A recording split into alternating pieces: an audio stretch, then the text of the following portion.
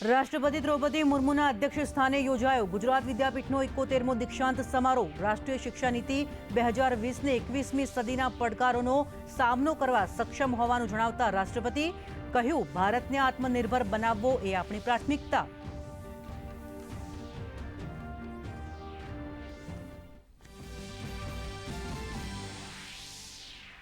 ગુજરાત વિદ્યાપીઠના 71મા દીક્ષાંત સમારોહમાં રાજ્યપાલ આચાર્ય દેવવ્રત અને મુખ્યમંત્રી ભૂપેન્દ્ર પટેલે છાત્રોને સ્વદેશી અપનાવવા કર્યું આહવાન. ગુજરાત વિદ્યાપીઠના દીક્ષાંત સમારોહમાં 231 વિદ્યાર્થીનીઓ અને 228 વિદ્યાર્થીઓ સહિત 459 છાત્રોને ડિગ્રી કરાઈ એનાયત. મુખ્યમંત્રી ભૂપેન્દ્ર પટેલે રાજકોટને આપી વિકાસની ભેટ. વિકાસ સપ્તાહ અંતર્ગત રાજકોટ મનપાના 194 કરોડના વિવિધ પ્રકલ્પોનું કર્યું ખાતમુહૂર્ત. મુખ્યમંત્રીએ કહ્યું, વિકસિત ભારતના સંકલ્પ સાથે સરકાર છેવાડાના માનવી માટે કરી રહી છે કામ.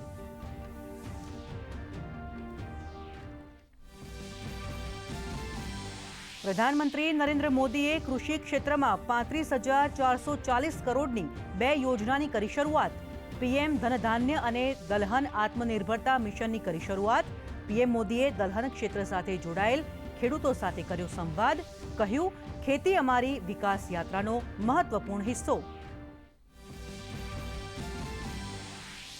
ભાજપ અધ્યક્ષ જેપી નડ્ડાના નિવાસસ્થાને ભાજપની કોર ગ્રુપની બેઠક શરૂ. બિહાર વિધાનસભાની ચૂંટણી અંગે આજે સાંજ સુધીમાં એનડીએમાં સીટ શેરિંગના એલાનની સંભાવના, તો મહાગઠબંધનમાં પણ સીટ વહેંચણી માટે મંથન.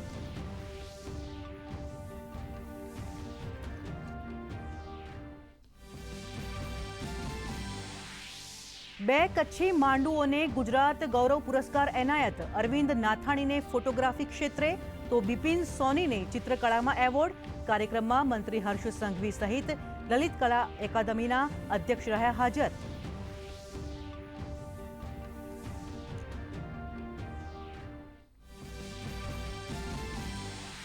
અમદાવાદમાં અભિનેતાઓનો જમાવડો. કાંકરિયા એકા ક્લબ ખાતે ફિલ્મ જગતના સૌથી પ્રતિષ્ઠિત ફિલ્મફેર એવોર્ડ્સનું આયોજન.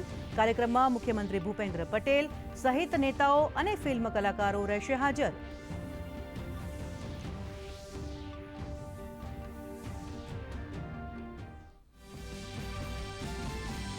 અને દિલ્હીમાં વેસ્ટ ઇન્ડિઝ સામે બીજી ટેસ્ટ મેચનો આજે બીજો દિવસ. ભારતે 518 રને દાવ કર્યો ડિક્લેર. શુભમન ગિલે ફટકારી સદી. દિવસના અંતે વેસ્ટ ઇન્ડિઝના 4 વિકેટે 140 રન.